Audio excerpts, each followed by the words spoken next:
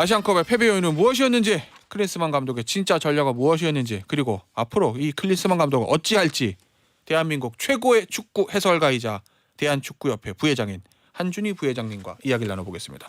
안녕하십니까? 네, 이 좋은 프로그램에 좋은 이야기를 하러 나와야 되는데 그렇지 못하게 된 것에 대해서 특히 설 연휴를 맞이해서 정말 진심으로 죄송하다는 말씀드립니다. 그런데 아무리 봐도 한준희 부회장님이 죄송할 건 저는 없었다고 봅니다. 감독을 하신 것도 아니고 이 클린스만 감독을 선임한 것도 아니시기 때문에 그러나 이제 무한 책임을 저도 느끼고 있고요. 실제로 이제 제가 요즘 여러 방송을 다닐 때마다 오늘이 제 부회장직 마지막 날이지라는 생각으로 다니고 있고 오늘 이 김태현의 정치쇼가 고비입니다. 아, 그렇습니까? 또 이 명철한 또 김태현 변호사가 어떤 질문을 쏘아 올리실지 모르기 때문에 왠지 오늘 저 클린스만 감독의 운명에 대해서 충격 발언을 하실 것 같은 제가 느낌이 들어서. 아니 저 부회장님 축구 얘기부터 좀 해보면 네. 저 아주 골수 축구 팬으로서 저는 이런 생각이 들었어요. 우리 카타르 월드컵 때 우리 국민들이 막 환호한 게 16강 원정 16강 진출이라는 결과도 결과지만 그 과정에서 보면 야 우리나라가 월드컵 나가서 저렇게 세계적인 강팀 등을 맞아서 수비 위주 축구가 아니라 우리가 원래 하던 그 축구를 펼친 적이 있나? 이거였거든요. 근데 이번 아시안컵은 뭐 4강까지 가긴 갔는데 뭐 하나 좀 명쾌한 경기가 없고 우리의 축구를 한 게 없는 것 같아서 그 과정도 좀 저는 불만이고 결과도 불만이고 저만의 생각인가요? 동의합니다. 그러니까 그 당시보다도 오히려 우리가 멤버 구성 자체는 좋아졌다고 해야 되거든요. 아유, 최고죠. 그러니까 뭐 손흥민 선수, 김민재 선수 더 경험이 쌓였고 뭐 이강인 선수랄지 이런 선수들이 더 이제 성장했고. 커리어가 이제 업그레이드 됐고 또 여기에 이제 황희찬 선수는 두 자릿수 골을 넣는 선수가 됐고 뭐 황인범 선수, 이재성 선수 비롯해서 뒤를 받치는 선수들 여기에 이제 우리 또 젊은 유망주들이 이제는 해외 진출을 많이 했잖아요. 그래서 전반적으로는 지금 말씀하신 그런 월드컵 때를 봤을 경우에 비교될 수 있는 기대치에 비해서는 이번 아시안컵에서 매우 미달하는 내용과 결과가 빚어졌던 건 사실인 것 같습니다. 일단 결과부터 요르단한테 2대0으로 진 가장 큰 원인은 뭐라고 보세요? 저는 요르단과 우리의 대결이 조별리그에 이어서 두 번째 아니었습니까? 그리고 이미 조별리그에서 우리가 요르단을 맞아서 엄청나게 고전을 했단 말이죠. 그렇죠.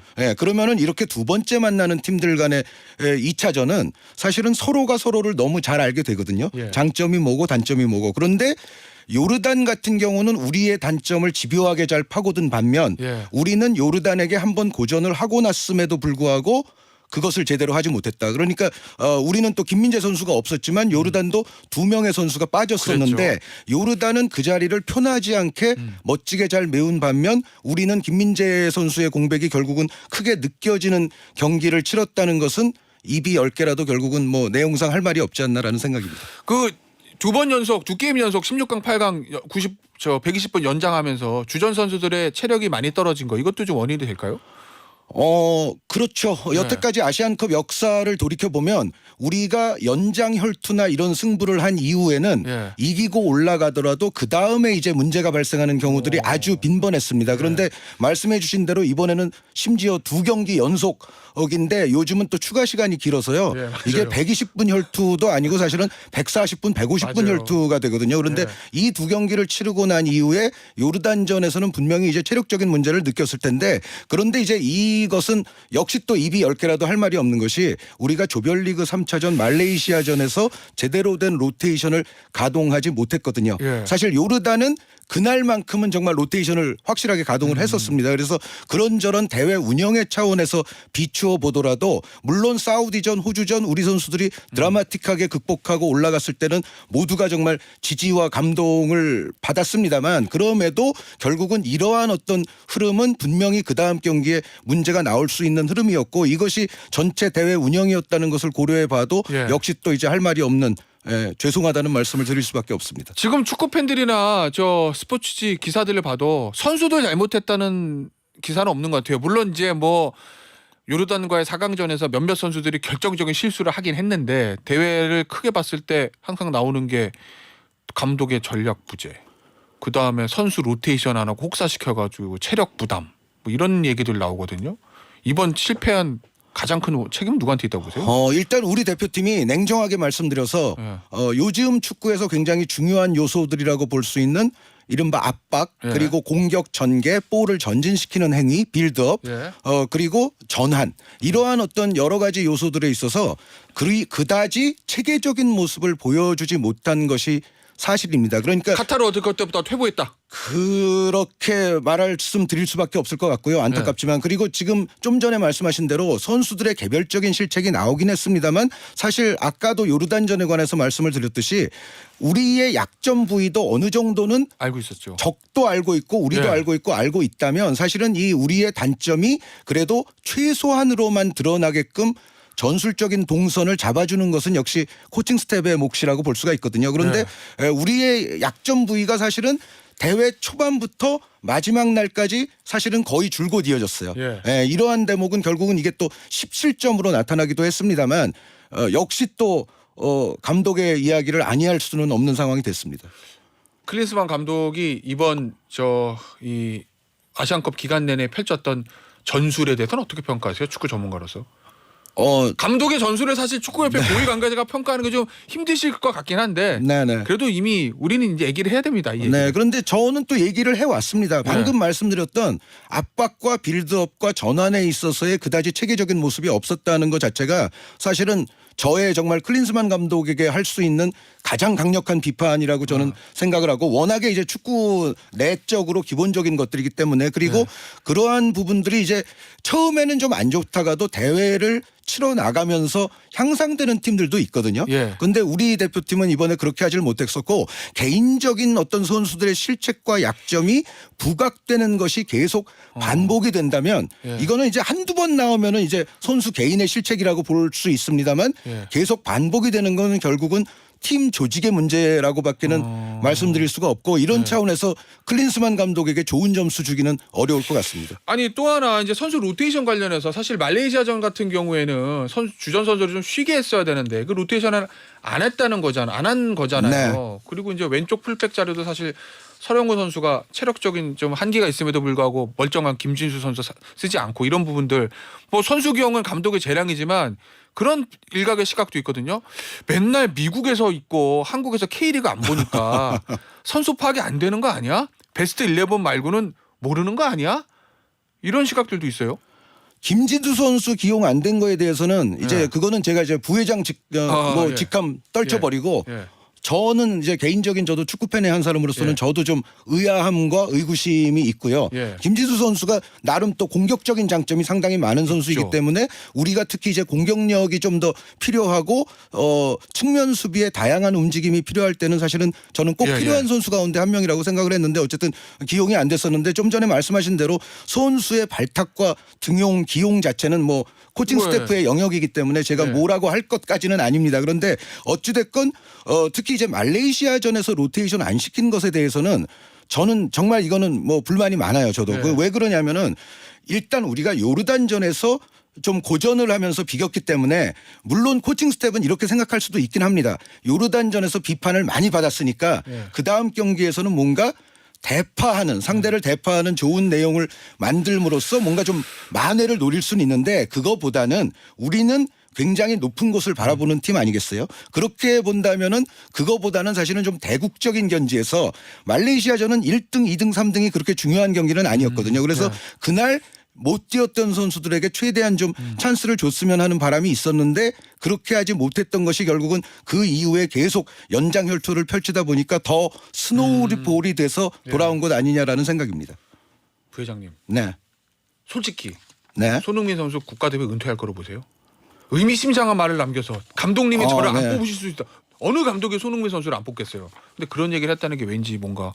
근데 이제 손흥민 선수의 연령이나 여태까지 국가대표로서 뛰어온 기간이나 또 이제 메이저 대회 트로피를 이번에 궁극적으로 또 놓치게 된 어떤 허탈감, 황망함 이런 것들을 종합 고려해 보면 사실 이제 외국 선수들 같은 경우에는 손흥민 선수 정도 연령의 대표 선수를 그만두는 경우들이 꽤 있거든요. 그래서 뭐 손흥민 선수가 그 말 자체를 한 거 자체는 세계적인 어떤 기준에서 봤을 때 그렇게 이상한 건 아닌데 그럼에도 손흥민 선수가 여태까지 정말 힘든 상황에서도 외부적으로 그런 표현을 한 적이 없었던 선수거든요. 그렇죠. 네. 그런데 이제 이번에 그 이야기를 했다는 거는 저도 사실은 그 경기 끝난 날 새벽에 그 뉴스에 출연해서 그 화면을 처음 예, 봤는데 순간적으로는 역시 손흥민 선수가 뭔가 좀 문제가 있다고 생각을 하나 보다라는 느낌을 저는 받았는데 손흥민 선수의 뇌리에 제가 들어가 본 것은 아니기 때문에 뭐 더 이상 그것은 추정은 불가능합니다. 감독에 대한 불만의 우회적인 표출이 아니었나라는 추측도 해볼 수 있다. 예. 근데 더 이상의 추측은 하지 않겠습니다. 알겠습니다. 네, 자 이제 감독 얘기를 해야 됩니다. 네. 어느 기사를 보니까 우리 부회장님을 비롯한 축구협회 관계자들이 16강전인가요? 조별 예선 끝나고 회동을 가졌다. 현지에서. 혹시 만약에 잘 안 되면 감독을 어떻게 해야 되지? 이 플랜 B, 플랜 C 문제에 관해서 논의하려고 이 얘기를 나눴다는 기사를 봤는데 네, 그 워딩은 저는 줄곧 한국에 있었기 때문에 사실은 회동을 할 수는 없고요. 물론 그런데 이제 한국에 있어도 전화기는 존재하지 않습니까? 그러니까 여러 가지 경로를 통해서 지속적인 소통은 하고 있었습니다만 회동하진 않았습니다. 알겠습니다. 단도직입적으로 클림슨 감독 자릅니까? 아직 그것은 이제 절차라는 게 존재하기 때문에 제가 항상 요즘 이제 정말 사직할 각오로 이제 방송 매번 나온다 말씀을 드렸는데 제가 2단계에서 드릴 수 있는 말씀은 여전히 대한축구협회는 계속 주시를 해왔고 평가를 해왔고 분석을 해왔고 그에 관한 논의를 할 것이다라는 데까지는 말씀드릴 수 있어요. 그런데 이제 어쨌든 뭐 경질이 됐든 뭐 유임이 됐든 전체적으로는 이게 절차라는 게 분명히 존재하거든요. 그래서 현재로서는 제가 그래도 뭐 지금 현재 부회장이라는 직을 걸고 있는 상황에서 그것을 섣불리 저의 뭐 자의적으로나 독단적으로 말씀드리기는 어려운데 어쨌든 매 눈으로 저희도 그 부분은 계속 연구를 하고 있습니다. 자, 그러면 축구협회 부회장이 아니라 대한민국 최고의 축구 해설가 입장에서 잘라야 합니까? 그 워딩도 제가 최고가 아니기 때문에 부적절한 워딩으로 사료되옵니다. 그럼 최고 중에 한 사람으로 정정하겠습니다. 분명히 문제는 있다고 보십니까? 클린스만 감독. 문제가 많다고 생각이 되고 어떻게 보면 이제 어제 귀국장에서의 또 기자회견이 있었잖아요. 나 계속 미국에 있을 건데 요거요. 네, 그 기자회견에서도 제가 개인적으로 느끼는 것은 공감 능력이랄지 직업 윤리랄지 이런 부분이 결여된 분이구나라는 것은 저는 느끼고 있습니다. 그런데 그 공감 능력 결여돼 지금 웃고 들어오잖아요. 선수들은 다 울상인데 그리고 계속 이제 미국에서 있겠다고 얘기를 하고. 근데 이 문제는 클린스만 감독 선임 때부터 지적됐던 문제잖아요. 독일 대표팀에서도 전술 능력 없다고 평가를 받았었고 성공한 적이 없는 감독이나 마찬가지인데 선수로서는 최고였겠지만. 근데 성공한 적이 전혀 없느냐 하면은 사실 경력을 보면 뭐 코치의 도움을 받았다 하더라도 어쨌든 뭐 한두 차례 성공의 경력은 있긴 합니다. 그런데 외부가 다 했다는 거예요. 그런데 제가 이제 여기서 좀 하나 강조하고 싶은 부분이 뭐냐면 우리가 어떤 지도자를 선임을 할 때 캐릭터가 굉장히 중요하다고 생각을 해요. 캐릭터 혹은 퍼스널리티. 맞아요. 그건 그러니까 이 부분이 뭐냐면은 심지어 우리나라에 여태까지 왔던 많은 외국인 감독들 뭐 슈틸리케 감독이나 봄프레레 감독조차도 사실은 대한민국에서 지도자로서 성공해서 뭔가 그다음 지도자 커리어를 더 좋게 이어가고 싶은 그런 열망들은 대부분 다 있었거든요. 그런데 제가 느끼는 클린스만 감독의 뭐 전술 이런 걸 떠나서 가장 큰 문제 중에 하나는 이분이 과연 앞으로의 지도자 커리어에 대한 욕망과 야망과 열망이 있느냐라는 것에 대해서 저는 아까 뭐 기자회견 얘기도 했습니다만 분명히 저는 물음표를 갖고 있습니다. 그래서 히딩크 감독과 벤투 감독 그게 있었었잖아요. 히딩크 감독과 벤투 감독도 우리나라에 올 때는 좀 내려가고 있던 커리어였기 때문에 여기서 다시 커리어의 반등을 욕망하는 그 부분이 있었는데 과연 클린스만 감독에게는 그 부분이 있느냐에 대해서는 저는 매우 물음표다라는 말씀은 드릴 수가 있겠습니다. 쉽게 얘기하면 헝그리 정신 없구나. 네, 뭐 그렇게 표현하시는 것도 적절하다는 생각입니다. 제가 제일 걱정되는 부분은 어제 이제 한 일본 기자의 입을 통해서 알려진 건데 위약금을 줘야 된다. 지금 자르면 100억에 가까울 수도 있다. 감독만 60억, 코칭 스텝 다 하면 100억에 가까울 수도 있다. 그러면은 저 축구협회 1년 예산 생각하면 어마어마한 경제적 부담이잖아요. 이게 클린스 감독 경제라는데 장애가 될 수도 있습니까? 그런데 그 이제 계약에 관련된 디테일은 저는 사실은 계약서를 보지 않았습니다. 그런데 부회장이나 돼서 왜 계약서 안 봤어라고 이제 혹시 궁금하실까봐. 근데 제가 이제 계약 업무를 담당하는 계통의 부회장은 아니거든요. 그런데 제가 이제 그렇다고 해서 계약서 뭐 제가 보고 싶다고 가져와 보세요. 이거 자체가 저는 사실 그리 적절하다고는 생각지 않아서 제가 네. 계약서를 보지 않아서 여기서 디테일에 관해서는 말씀드리기 어렵습니다만 근데 그 시중에 돌아다니는 이야기들은 정확하지는 않을 수도 있습니다. 정확하지는 알겠습니다. 않을 수도 있는데 뭐 상식적으로는 그 자녀 연봉이라는 부분이 분명히 존재하기 때문에 만약에 뭐 경질이나 이런 상황이 된다면 그런 부분이 존재하는 것 자체는 사실일 겁니다. 자, 부회장님. 네. 자르면 잘라서 자르고 경질하고 세감 좋은 감독 오면 제일 좋을 것 같은데 만약에 뭐 위약금이라든지 또는 축구협회에서 선임 과정에 본인들의 실수를 인정하기 싫어서 경질을 못 한다고 하면 대비 플랜 B가 있어야 되잖아요. 보완책. 그건 있습니까? 그 정치권에서도 요즘 총선철 아닙니까? 많은 영입 인사들이 항상 있는데 네. 그 영입이 다 성공하지 않잖아요. 맞아요. 네. 영입되자마자 사고 치기도 하고 네. 깔끔하게 인정하고 사과하고 빠른 대안을 찾는 게 정치권에서도 중요하지 않습니까? 오, 그러니까 잘라야 된다 말씀이시구나. 아니요 저는 뭐 경질의 기억자도 저는 꺼내지 네, 않았습니다. 네. 그런데 저의 해석입니다. 네 어찌 됐건 네. 지금 뭐 사실 감독군은 상당히 많이 있습니다. 국내외적으로. 아유, 찾으면 있겠죠. 상당히 많이 있고 네. 물론 이제 뭐 금전적인 어떤 손실 그런 부분이 발생을 하더라도 저는 사실은 제가 여태까지 갖고 있는 클린스만 감독에 대한 판단은 지속될 경우에 리스크가 더 크다라는 판단을 저는 하고 있고 이런 이야기를 저는 협회 안에서도 분명히 전달을 드리고 있다는 말씀은 하고 싶습니다. 네. 알겠습니다. 이대로다가 북중미 월드컵을 우리 대표팀 못 갈 수도 있다. 북중미 월드컵이 8과 3분의 1장이라는 티켓 수가 늘었지만 저는 그렇게 예선이 쉬울 거라고 생각은 안 합니다. 왜 그러냐면 6개 팀이 이제 예전에 최종 예선 2조로 치렀거든요. 이제는 그게 한 무더기가 더 늘어나서 3조가 된 셈인데 그래도 2등 안에 들어야 안전한 거는 틀림이 없습니다. 왜냐하면 2등 밖으로 나가게 되면 6장 플러스 2와 3분의 1장이라고 보시면 돼요. 그 이후부터는 고생문이 열리게 돼 있거든요. 그래서 사실은 조에서 2등 안에 들어야 되는데 이번 아시안컵처럼 모든 아시아 팀들이 지금 상향 평준화됐다는 점을 고려하면 월드컵 예선이 결코 쉽지 않을 겁니다. 맞아요. 최종전은 조편성되는데 한국, 이란, 요르단 이러면 어떡할 거예요? 모른다니까 이거. 그렇기 때문에 축구 팬 맞으시네요. 그죠? 네, 정확하시네요. 그렇기 때문에 감독을 잘해야 됩니다. 자, 회장님 듣고 계십니까? 제 개인 의견이었습니다. 부회장님한테 뭐라 하지 마세요. 여기서 마무리할게요. 지금까지 한준희 대한축구협회 부회장이었습니다. 감사합니다. 감사합니다.